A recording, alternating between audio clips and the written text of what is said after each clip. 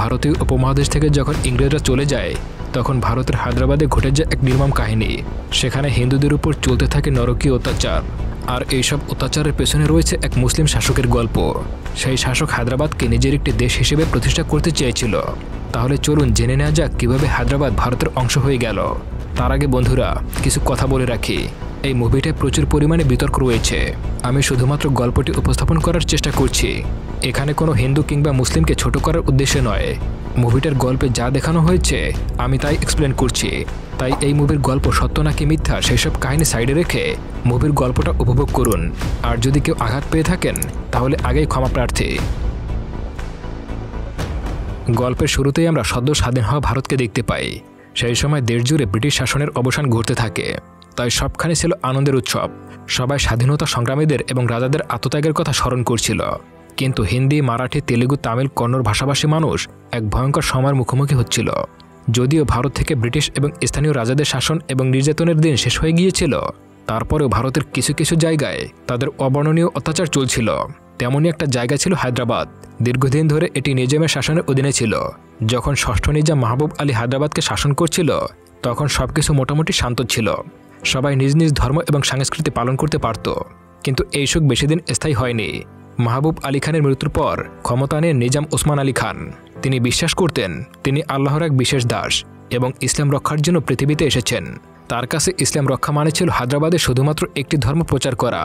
এই লক্ষ্য বাস্তবায়নের জন্য তিনি গড়ে তোলেন নিজের একটি বাহিনী, যার নাম ছিল রাজাকার। আর এই বাহিনীর নেতৃত্ব ছিল এক ভয়ঙ্কর নির্মম ব্যক্তি, যার নাম কাশেম রাব্বি। কাশেমের অত্যাচার এতটাই ভয়াবহ ছিল যে তা সহ্য করা মানুষের পক্ষে কঠিন হয়ে গিয়েছিল।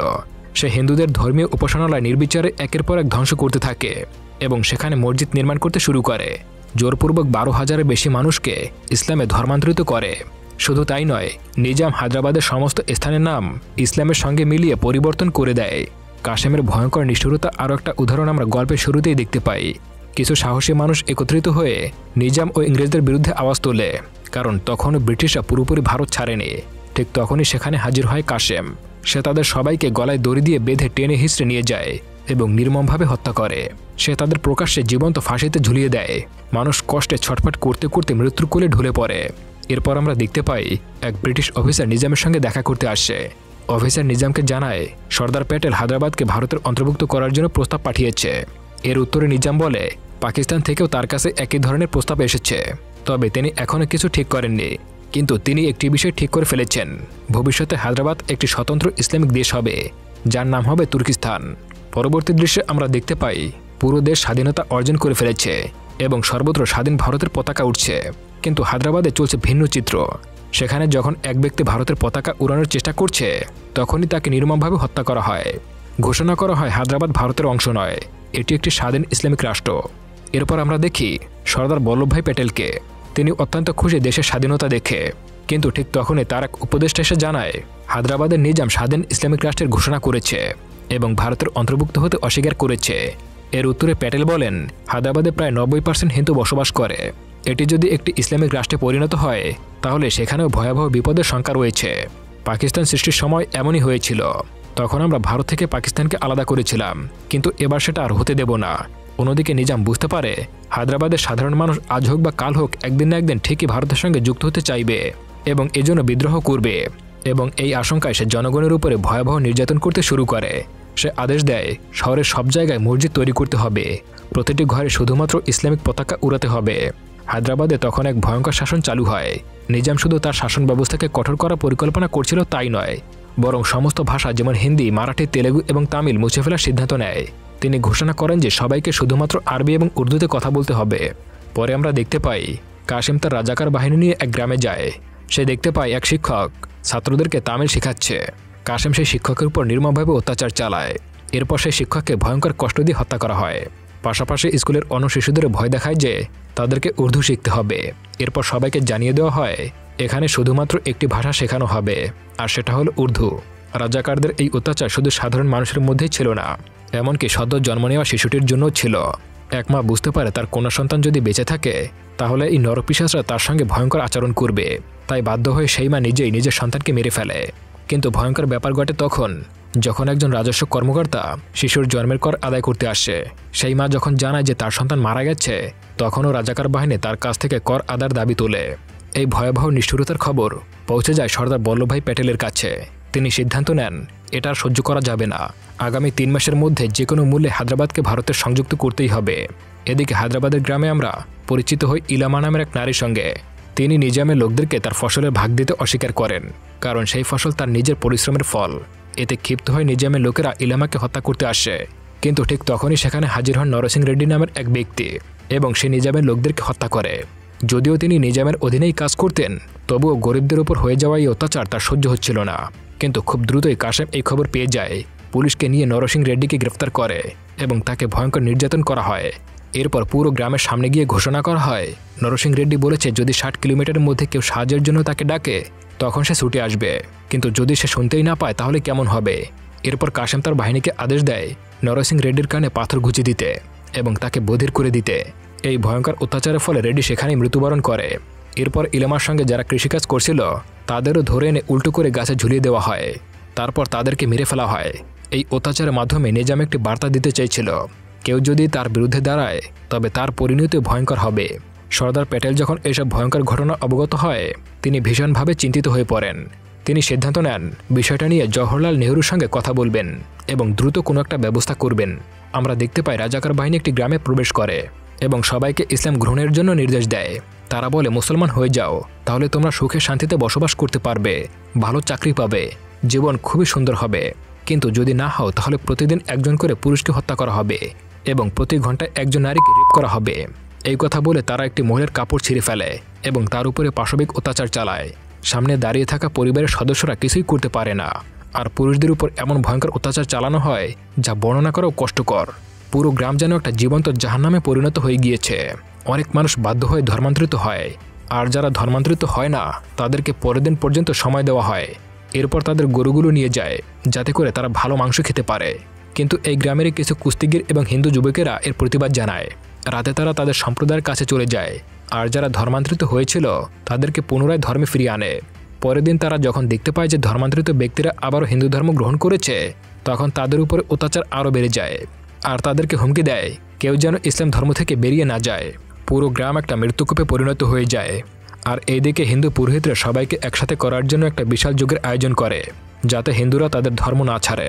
কিন্তু রাজাকাররা এই খবরটি পেয়ে যায় এবং সেখানে গিয়ে সবাইকে মেরে ফেলে। আর এইসব ভয়াবহ হত্যার খবর সর্দার বল্লভভাইয়ের কাছে পৌঁছায়।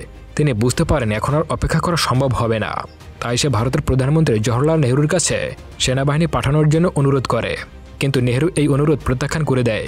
সে বলে হায়দ্রাবাদ নিজামের অধীনে রয়েছে এবং আমরা যদি আমাদের শক্তি প্রয়োগ করি তাহলে আমাদের পরিস্থিতি পাকিস্তানের মতো হয়ে যাবে। তাছাড়া হিন্দুদের উপর কোনো নির্যাতন হচ্ছে কিনা তার তো কোনো প্রমাণ নেই। নেহরুর এইসব কথা শুনে হতাশ হয়ে যায় প্যাটেল ভাই। ঠিক তখনই এক ব্যক্তি প্যাটেলের উপদেষ্টার কাছে চলে আসে। সে নিজ চোখে দেখেছে হায়দ্রাবাদে ঘটে যাওয়া হিন্দুদের উপর নির্যাতন। এই লোক এক ভয়াবহ রাতের কথা তাদেরকে জানায়। সেই রাতে যখন গ্রামের মহিলা পুরুষরা দুর্গাপূজা করছিল তখন হঠাৎ করে রাজাকাররা সেখানে হামলা করে। অল্প সময়ের মধ্যেই তারা সমস্ত পুরুষদেরকে হত্যা করে ফেলে। মহিলাদের সামনে তাদের স্বামীকে হত্যা করা হয়। এরপর মহিলাদের কাপড় ছিঁড়ে ফেলা হয় এবং তাদেরকে সেই অবস্থায় নাচতে বাধ্য করা হয়। এরপর তারা সেখান থেকে চলে যায়। যাওয়ার আগে তারা সেই নারীদেরকে নির্মমভাবে হত্যা করে। এইসব কথা শুনে প্যাটেলের উপদেষ্টা হতভম্ব হয়ে যায়। সে অবাক হয়ে বলে, মানুষ আর পশুর মধ্যে পার্থক্য কোথায় বুঝতে পারছে না। কিভাবে একজন মানুষ আর একজন মানুষকে নির্মমভাবে হত্যা করছে। এই মানুষগুলো সামান্য মানবতাটুকু হারিয়ে ফেলেছে। এইসব ঘটনার ভয়াবহতা তারা বুঝতে পারে, কিন্তু কেউ কিছুই করতে পারে না, কারণ হায়দ্রাবাদের সব সংবাদপত্র ছিল নিজামের অধীনে। ফলে তার বিরুদ্ধে খবর ছাপানোর অনুমতি দেওয়া হয় না। এরপর দেখা যায় এক গ্রামে এক কিশোরী সদ্যপ্রাপ্ত হয়েছে। আজ তার প্রথম পিরিয়ড হয়েছে। ভারতের বিভিন্ন অঞ্চলে এই ধরনের ঘটনা উদযাপন করা হয়। সেই কিশোরীর পরিবার আর তার গ্রামের লোকরা আনন্দ করে, কিন্তু তখনই সেখানে এক রাজাকার চলে আসে। সে মেয়েটিকে জোর করে তুলে নিতে চায়। সে বলে সে আর এখন শিশু নয়। তখন গ্রামের লোকেরা সেই রাজাকারকে বাধা দেয় আর মেয়েটিকে ছেড়ে দেওয়ার জন্য অনুরোধ করে, কিন্তু তাদের কোনো কথাই শোনে না। আর সে গ্রামের লোকদের সামনে সেই মেয়েটির সঙ্গে খারাপ আচরণ করতে শুরু করে। এটা দেখে গ্রামবাসীরা প্রচণ্ড রেগে যায় আর তাকে প্রচুর মারতে থাকে। কোনো রকমে সে সেখান থেকে পালিয়ে যায় এবং যাওয়ার সময় সবাইকে হুমকি দিয়ে যায় যে এই পুরো গ্রাম সে পুড়িয়ে ছাই করে দেবে। এর কিছুক্ষণ পরে সেখানে রাজাকারদের বাহিনী চলে আসে। প্রথমে তারা পুরুষদেরকে হত্যা করে। এরপর তারা ঘোষণা করে যে এই গ্রামের পুরুষরা বেঁচে নেই, তাই এখানকার নারীরা আমাদের সম্পত্তি, তোমরা যা খুশি তাই করতে পারো। এরপর সেই কিশোরীকে তারা বন্দি করে নিয়ে যায়। আর এইসব খবর এক সাংবাদিক তার পত্রিকায় প্রকাশ করে। এইসব খবর হায়দ্রাবাদের বাইরে বিভিন্ন জায়গায় ছড়িয়ে পড়ে। তখন অনেকেই জানতে পারে হিন্দুদের উপর ঘটে যাওয়া অত্যাচারের কথা। এই সংবাদ শেষ পর্যন্ত প্যাটেলের কাছেও পৌঁছায়। এখন তার কাছে যথেষ্ট প্রমাণ আছে হায়দ্রাবাদে হিন্দুদের উপর কিভাবে অত্যাচার হয়েছে। কিন্তু যখন কাশেম এই কথা জানতে পারে, সে সমস্ত মুসলিমদেরকে একত্র করে বক্তব্য দিতে থাকে। সে বলে, আমাদের মধ্যে কিছু বিশ্বাসঘাতকতা লুকিয়ে রয়েছে, যারা নিজামের বিরুদ্ধে লিখেছে, যারা আমাদের সঙ্গে আছে কিন্তু পেছন থেকে আমাদের ক্ষতি করছে। তাদেরকে খুঁজে বের করে যত সম্ভব আমাদেরকে হত্যা করতে হবে। এই কথা শোনার পর রাজাকাররা প্রচণ্ড রেগে যায় এবং তারা সেই রিপোর্টারের কাছে চলে যায় যে নিজামের বিরুদ্ধে লিখেছিল।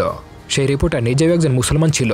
সে চেষ্টা করে তাদেরকে বোঝানোর, কিন্তু তার কোনো কথাই শোনে না, আর সেই রিপোর্টারকে হত্যা করে ফেলে। এটা দেখে 3 হিন্দু যুবক এক পরিকল্পনা করে। তারা সিদ্ধান্ত নেয়, যদি এই নির্যাতন বন্ধ করতে হয় তাহলে তাদের নিজামকে হত্যা করতে হবে। বেশ কিছুদিন পরিকল্পনা করার পর তারা 3 জন মুসলিম ছদ্মবেশ ধারণ করে, যাতে তারা নিজামের কাছাকাছি পৌঁছতে পারে। একদিন তারা সুযোগ পায়, একজন নিজামের উপরে একটা বোমা ছুঁড়ে মারে, কিন্তু সেই বোমাটা পড়ে ভুল জায়গায়, যার ফলে নিজাম বেঁচে যায়। সেখানে উপস্থিত লোকেরা এটা দেখতে পায় যে বোমাটা কে ছুঁড়েছে। তাই সবাই মিলে ওই লোকটার উপর ঝাঁপিয়ে পড়ে এবং তাকে মারধর করতে থাকে। এরপর তাকে নিয়ে যাওয়া হয় কাশিমের কাছে। সেখানে অনেকক্ষণ পিটানোর পর তার পরিচয় বের করতে সক্ষম হয়। এরপর তাদের পোশাক খুলে তাদের গোপনাঙ্গ পরীক্ষা করা হয়। এরপর জানা যায় সে আসলে একজন হিন্দু। অতিরিক্ত পিটিয়ে তাকে হত্যা করা হয়। এই ঘটনা দেখে কাশেম বুঝতে পারে এখন আর হিন্দুরা চুপ থাকবে না, তারা যে কোনো সময় বড় ধরনের গণ্ডগোল পাকিয়ে বসতে পারে। তাই কাশেম নিজামকে সতর্ক করে দেয় আর বলে, আমাদের উচিত এখন যুদ্ধের প্রস্তুতি নেওয়া। এরপর নিজাম পাকিস্তানকে 10 কোটি রুপি দেয় এবং তাদের সাথে সুসম্পর্ক তৈরি করার চেষ্টা করে, যাতে ভবিষ্যতে হায়দ্রাবাদকে আক্রমণ করা হলে পাকিস্তান ভারতকে অন্য দিক থেকে আক্রমণ করতে পারে। শুধু তাই করে নিজাম ক্ষান্ত থাকে না, সে প্রচুর পরিমাণে অস্ত্র এবং গোলাবারুদ কিনে নেয়। একটা বন্দরও ক্রয় করে, যাতে ভবিষ্যতে বিদেশ থেকে অস্ত্র আমদানি করতে কোনো সমস্যা না হয়। কিন্তু নিজাম জানত না যে যদি ভারতীয় সেনাবাহিনী তার উপরে আক্রমণ করে তাহলে তাদের প্রতিরোধ করা কখনোই সম্ভব হবে না। তাই কাশেম প্যাটেলের সাথে দেখা করতে যায় এবং তাকে বলে, আমরা পৃথকীকৃত দেশ করতে চাই, যার কাজে আপনি আমাদেরকে সাহায্য করবেন। প্যাটেল বলে, এই দেশের বহু মানুষ আপনার রাজ্যে বসবাস করছে, আপনি শুধু বললেই তো হায়দ্রাবাদ আপনার হয়ে যাবে না। তাছাড়া আপনারা ভারতের বিরুদ্ধে বিদ্রোহ ঘোষণা করেছেন এবং ভারতের সঙ্গে যুদ্ধ করার জন্য ঘোষণাও দিয়েছেন। আমরা জানি আপনি পাকিস্তানকে আমাদের বিরুদ্ধে দাঁড় করানোর চেষ্টা করছেন। এসব শুনে কাশেম রেগে যায় এবং বলে, আপনি যদি হায়দ্রাবাদ দখল করার চেষ্টা করেন তাহলে আমরা সেখানে থাকা 2 কোটি হিন্দুকে এক রাতের মধ্যেই মেরে ফেলব। প্যাটেল বলে, যদি এটা করেন তাহলে আপনার পরিবার এবং নিজামের পরিবারের জন্য একই পরিণতি অপেক্ষা করছে। এরপর সে রেগে সেখান থেকে চলে যায়। এরপর প্যাটেল নেহরুর সঙ্গে কথা বলে, তাকে বোঝানোর চেষ্টা করে হায়দ্রাবাদ দখল করতে হবে। কিন্তু নেহরু বলে, এই পর্যন্ত কখনোই ভারত প্রথমে কোনো দেশকে আক্রমণ করেনি। এই কথা শুনে প্যাটেল বলে, তাহলে কি আমরা এখনও বসে থাকতে হবে? অনেক আলোচনার পর নেহরু হায়দ্রাবাদে আক্রমণ করার জন্য মত দেয়। সেদিন রাতেই ভারতীয় সেনাবাহিনীকে ডেকে হায়দ্রাবাদে আক্রমণ করার পরিকল্পনা করা হয়। নিজাম যখন এই খবর পায়, সে সমস্ত রাজাকারের সঙ্গে মিলিত হয়, হিন্দুদের মেরে ফেলার আদেশ দেয়। তখন হিন্দুদের মধ্যেও ভয় চলে যায়। তারা একত্র হয়ে রাজাকারদের বিরুদ্ধে দাঁড়ায়, যার ফলে হাজার হাজার রাজাকার বিভিন্ন জায়গায় মারা পড়ে। এই পরিস্থিতি হিন্দুদের জন্য মুক্তির পথ তৈরি করে। পরের দিন ভারতীয় সেনাবাহিনী হায়দ্রাবাদে প্রবেশ করে এবং রাজাকারদের এক এক করে মেরে ফেলে। তারা সেনাবাহিনীর হাত থেকে বাঁচতে বিভিন্ন জায়গায় লুকিয়েছিল। সেখানকার মানুষও তাদের বিভিন্নভাবে সাহায্য করে। মাত্র কয়েক ঘন্টার মধ্যে রাজাকার প্রায় বিলুপ্ত হয়ে যায়। নিজাম বুঝতে পারে তার দিন ফুরিয়ে এসেছে। তাই নিজাম পাকিস্তানদের কাছ থেকে সাহায্য চায়, কিন্তু ভারতের ভেতরে থাকা একটা রাজ্যকে পাকিস্তান কিভাবে সাহায্য করবে তা তারা বুঝতেই পারছে না। পাকিস্তান ভারত আক্রমণের বিষয়টি অস্বীকার করে, বিভিন্ন রকমের অজুহাত দেখিয়ে সাহায্য করতে অস্বীকার করে দেয়। এই সময় ভারতীয় সেনাবাহিনী সকল রাজাদেরকে হত্যা করে। শুধু সেনাবাহিনী নয়, মুসলমানরাও তখন রাজাকারদের বিরুদ্ধে সোচ্চার হয়ে যায়। তাই নিজাম তখন ভারতীয় সরকারের কাছে আত্মসমর্পণ করতে বাধ্য হয় এবং তার সম্মান বাঁচানোর জন্য সে নিজেই মিডিয়ায় এসে ঘোষণা করে যে আজ থেকে হায়দ্রাবাদ ভারতের একটি অংশ। এই ঘোষণা শোনার পর সারা দেশে যেন আনন্দের বন্যা বয়ে যায়, কারণ ভারত এখন থেকে একটি পূর্ণাঙ্গ দেশ। সবাই প্যাটেলের প্রতি কৃতজ্ঞতা জানাতে থাকে, কারণ তার কারণেই আজ হায়দ্রাবাদ ভারতের অংশ হয়েছে। আর এখানেই মুভির গল্পটা শেষ হয়ে যায়। বন্ধুরা, আমি আগেই বলেছিলাম মুভিটা প্রচুর পরিমাণে বিতর্ক রয়েছে। এই গল্প সত্য নাকি মিথ্যা তা নিয়ে রয়েছে নানা মতবাদ। তাই দয়া করে কেউ আমাকে ভুল বুঝবেন না। যদি আপনারা কেউ কষ্ট পেয়ে থাকেন তাহলে আন্তরিকভাবে আবারও ক্ষমা প্রার্থী। সেই সঙ্গে আজকের ভিডিওটি কেমন লেগেছে অবশ্যই কমেন্ট করে জানাবেন।